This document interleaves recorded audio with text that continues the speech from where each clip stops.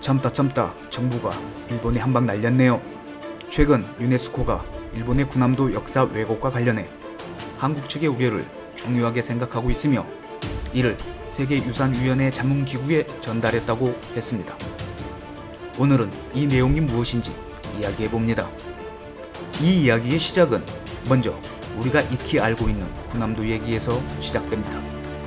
군함도는 처음부터 석탄을 채취하기 위해 개발됐습니다. 원래 하시마 섬으로 군함 모양을 닮았다고 해서 군함도라고도 불리죠. 군함도는 탄광이 지하 1km가 넘는 해저 탄광입니다. 석탄이 처음 발견된 때는 1810년께로 알려져 있습니다. 그러다 1920년대 후반부터 연 20만 톤의 석탄이 생산됐고 시설을 확충하고 발전을 거듭해 1941년에는 41만 1100톤을 생산했습니다. 이후 차츰 생산량이 저하됐고 1974년 1월 15일 폐광됐죠.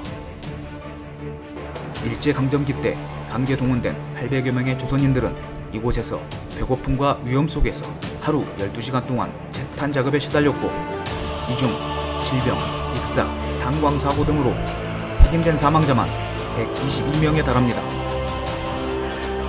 군함도에 끌려온 징용자들은 주먹밥 하나로 끼니를 때우며 우린 강제 노동을 당했죠.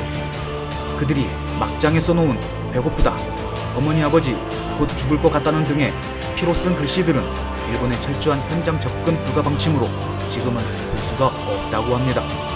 폐광 이후 오랫동안 출입이 금지됐다가 일본 정부는 귀중한 해저 탄광 유적, 일본 근대화의 상징 등 역사적, 문화적 가치가 높다고 평가하며 2009년부터 관광지로 개발해 활용하고 있습니다. 그리고 일본은 군함도가 메이저 시대 산업혁명의 증거물이라고 주장하며 강제징용에 대한 별도의 역사적 기술 없이 세계문화유산으로 등재하려고 시도합니다. 1940년대 조선인 강제징용 사실을 제외함으로써 자신들의 어두운 역사를 덮으려 한 것이죠.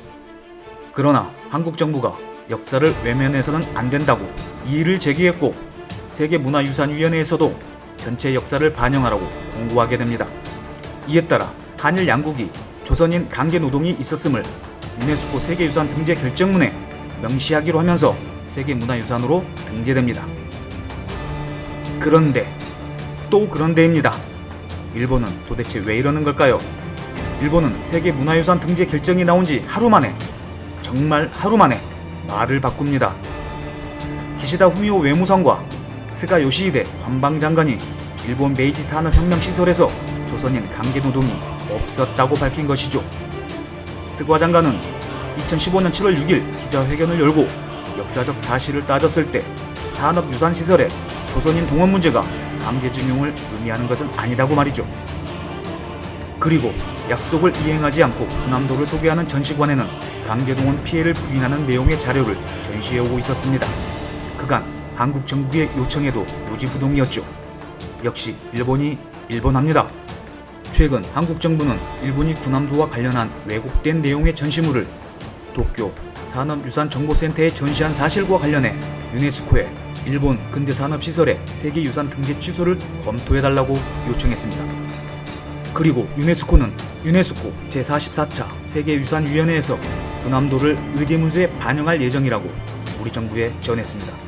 또 한일 국장급 협의 화상회의에서 세계유산으로 지정된 근대산업시설과 관련 산업유산센터의 전시 내용에 2015년 당시 세계유산위원회의 결정과 일본 정부 대표가 약속한 후속 조치가 이행되지 않은 점에 강한 유감과 항의의 뜻을 표명한다고 밝혔습니다. 국회에서도 국회의원들이 나서서 이 문제에 대한 결의안을 발의했는데 일본이 느끼는 압박감은 더 커질 것으로 보입니다. 이제 일본은 약속을 이행하느냐, 유네스코 문화유산 취소냐 갈림길에 있습니다. 군함도에서 희생된 우리 국민의 넋을 위로하는 기회가 된다면 좋겠습니다. 시청해주셔서 감사합니다.